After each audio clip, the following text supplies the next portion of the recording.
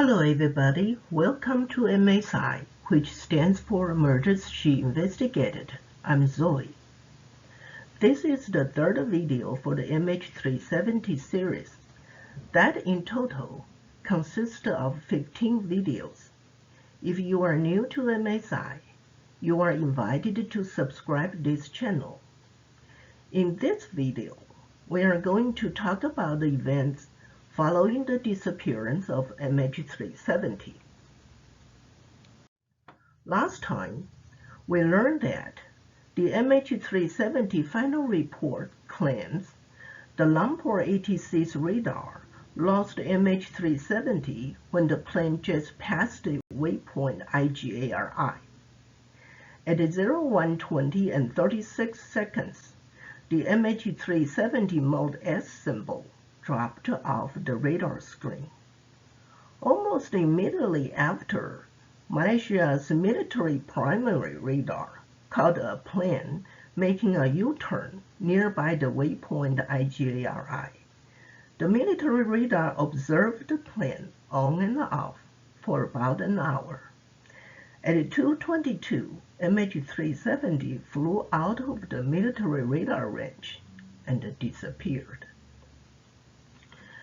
Being a member of the International Civil Aviation Organization, Malaysia's Civil Aviation Authority should have followed the organization's convention and activated the DTRASFA to alert all parties concerned within 30 minutes of losing contact of any aircraft.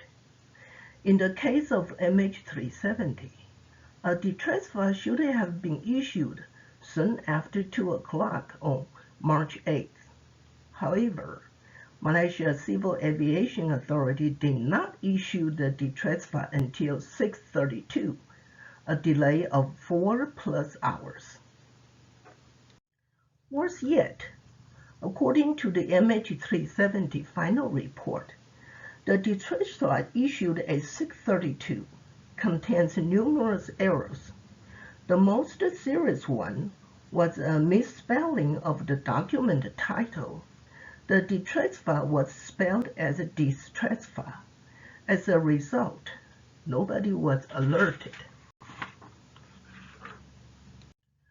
Other errors given by the MH370 final report are: Error 1, Field Type 7, Aircraft Identification and SSR Mode, and code FPL-MAS370-IS. That should be MAS370/A2157.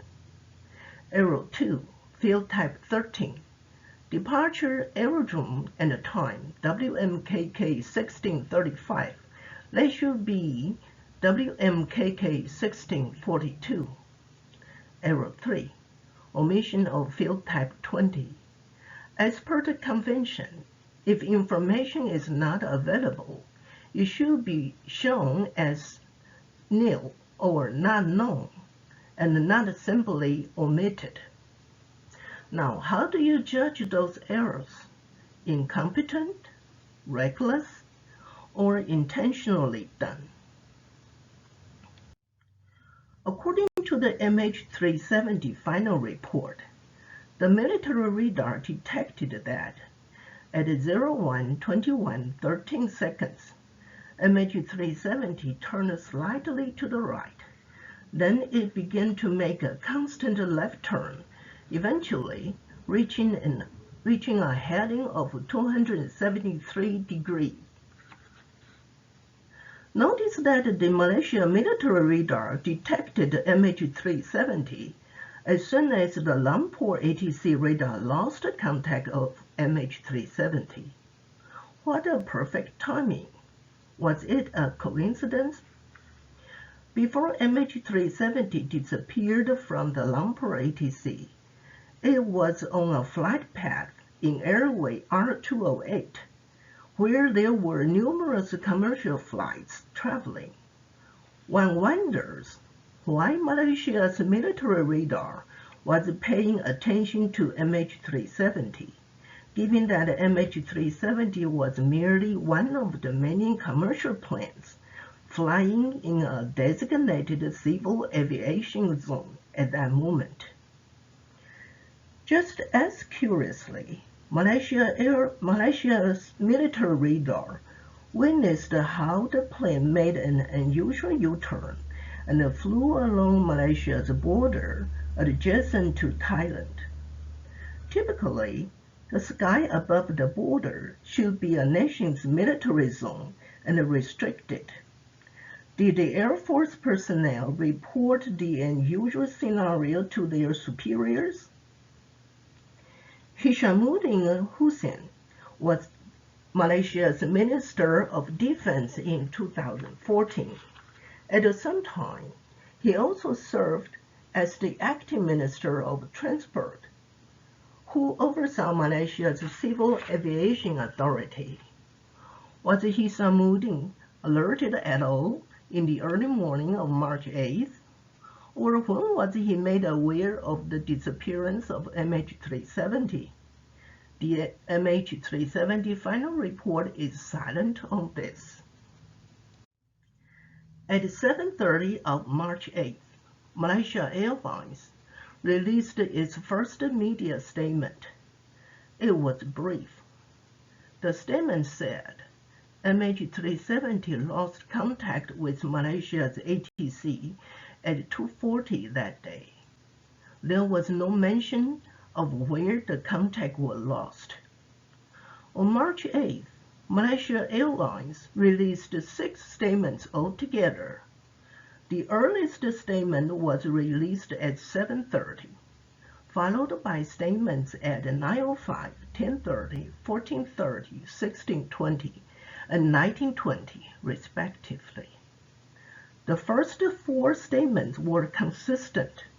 The time contact lost was invariably at 2:40, and there was no mention of location where contact was lost. On the 5th statement, in addition to the 2:40, Malaysia Airlines offered a pair of longitude and latitude, 103.34.43 east and 0655.15 north. Malaysia Airlines said the longitude and latitude refer to the last known location of MH370 before it disappeared from the radar. The longitude and latitude give a location not far from the waypoint IGARI. This location makes the 240 fictitious. Here is why. We know that when MH370 was approaching waypoint IGARI, the Lumpur ATC radioed MH370 to contact Ho Chi Minh ATC. The radio transmission was at 01:19 and 26 seconds. A location nearby waypoint IGARI suggests the time contact lost should be around 1:20, definitely not 2:40. This mismatch raised a question of how Malaysia Airlines got its time of 2:40 in the first place. On Malaysia Airlines' last media statement of March 8th, neither time nor location were mentioned. Why? Several hours later, at 2 o'clock of March 9th, when most Malaysians were asleep, Malaysia Airlines released another media statement. This time, the time contact lost was changed to 1:30. There was no mention of location. Malaysia Airlines has never given explanations for the changes they made in its statements regarding time and location. If they meant to tell the public truth, how hard was it to read the data from their computer system?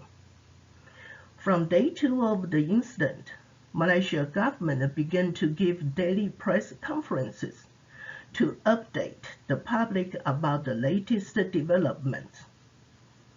This lasted for 6 days. At times, Conferences were given 2 or 3 times a day. Hishammuddin appeared as the lead person.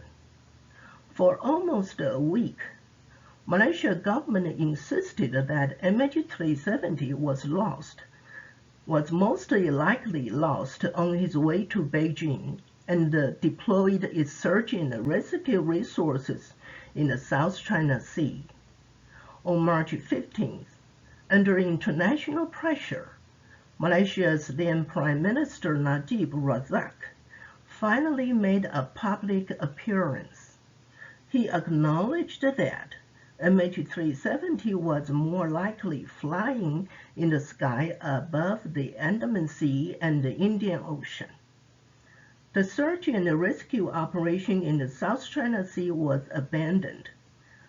A new search and rescue operation began in the Andaman Sea and the Indian Ocean.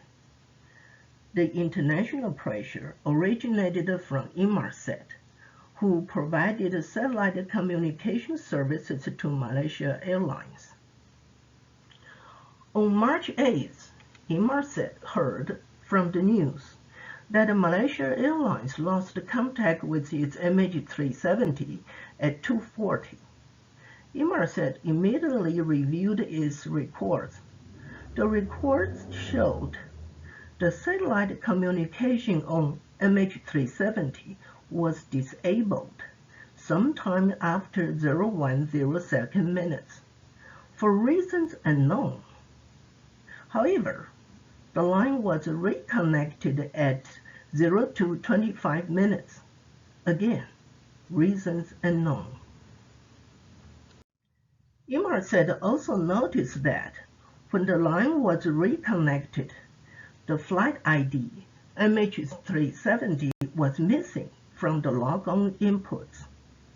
This scenario suggests that the aircraft previously serving flight MH370 was no longer executing the MH370 flight plan. Inmarsat was able to ascertain the plane logged on at 2:25 was the missing MH370, based on the aircraft's registration number, 9MMRO. As far as 9MMRO was concerned, Inmarsat had another customer, Rolls-Royce.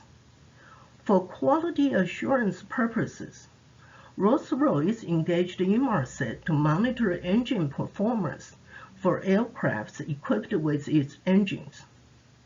Their agreement was that as long as the engines were running, Inmarsat would monitor them continuously. The engine monitoring revealed that 9MMRO remained airborne until after 8 o'clock on March 8th.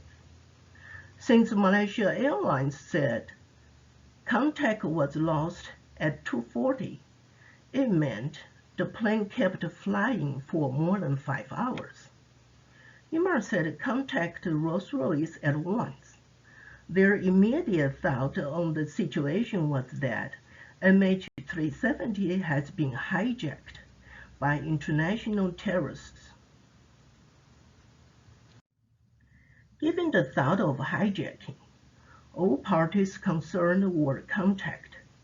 They were the British Air Accident Investigation Branch, the Boeing Company, the U.S. FBI stationed in Kuala Lumpur, the U.S. Federal Aviation Administration, and the U.S. National Transportation Safety Board. Malaysia government was also contacted by an Inmarsat contractor.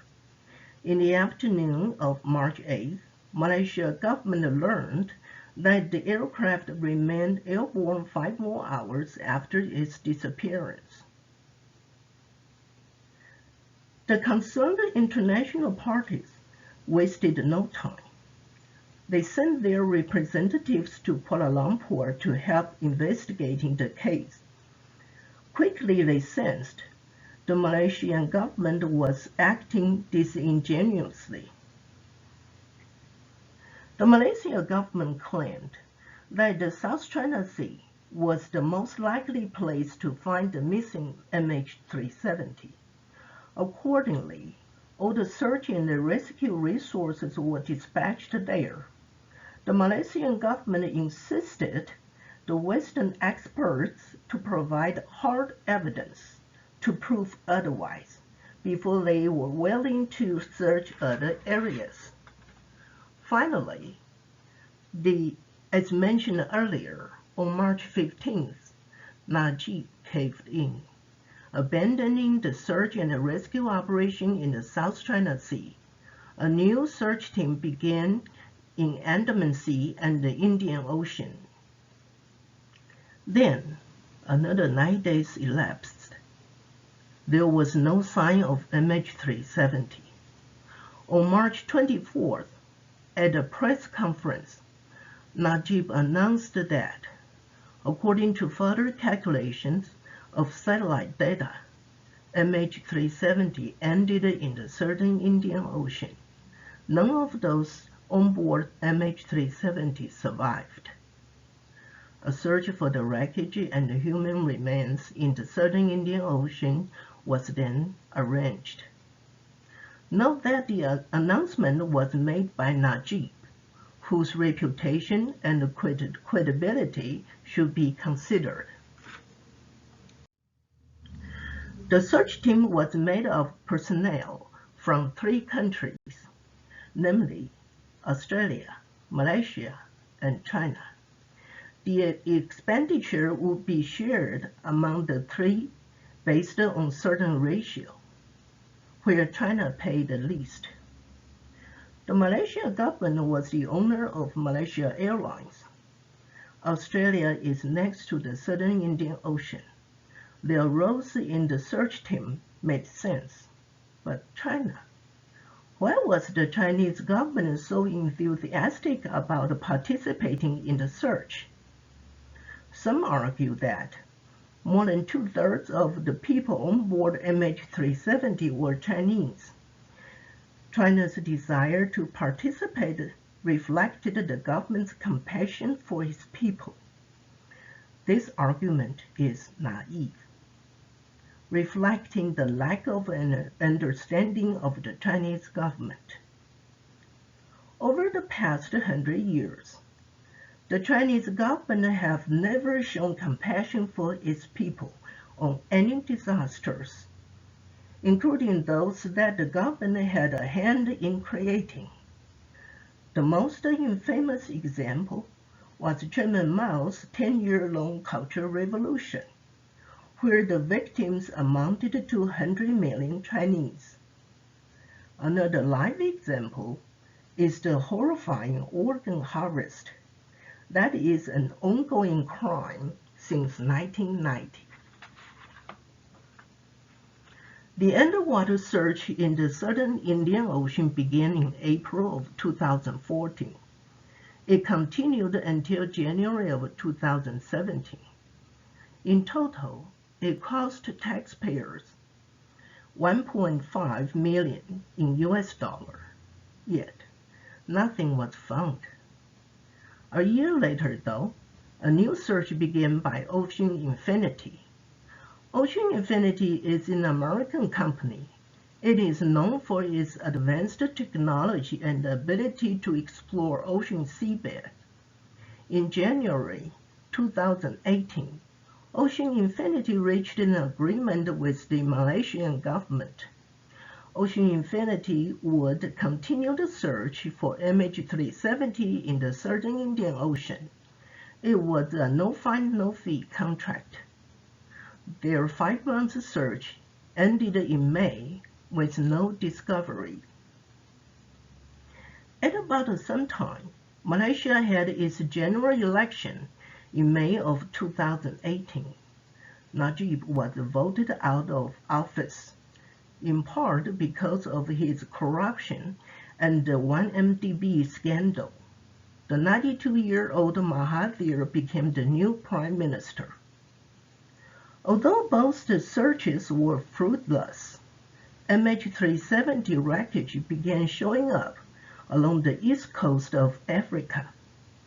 The first piece was found on July 29th of 2015 at Reunion Island. It was later confirmed to be the right flyparon of the MH370.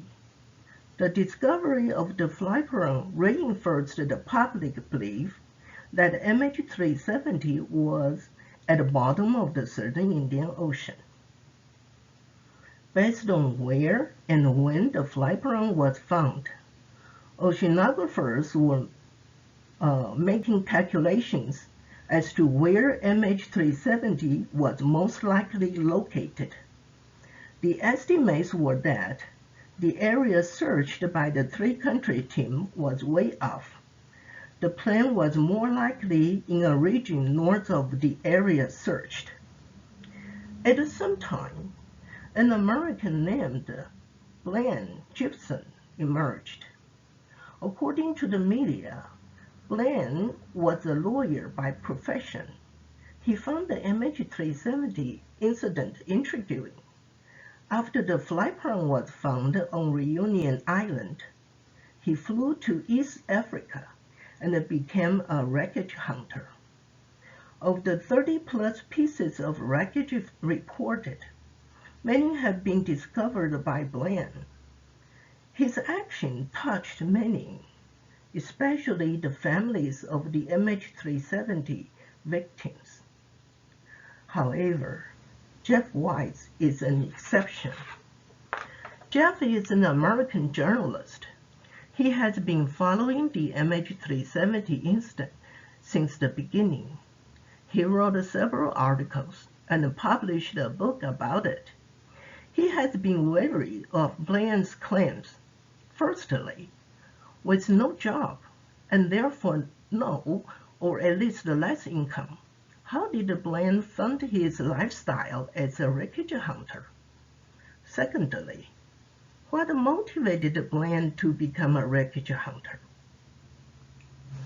This is all I have to say on the events following the disappearance of MH370. So far, we have asked many questions and noted some mysteries. All questions and mysteries will be dealt with one by one in videos that follow. At the end, you will discover who hijacked MH370 and how they did it. If you are new to MSI, you are invited to subscribe to this channel. If you are already a subscriber, a thumb up is appreciated. Feel free to share this channel with others. The MH370 incident deserves everybody's attention worldwide for the sake of air traveling safety. Next time, the topic will be about the odd addition of jet fuel. Based on the evidence to be presented, you will see how the additional jet fuel was ordered for MH370. See you next time.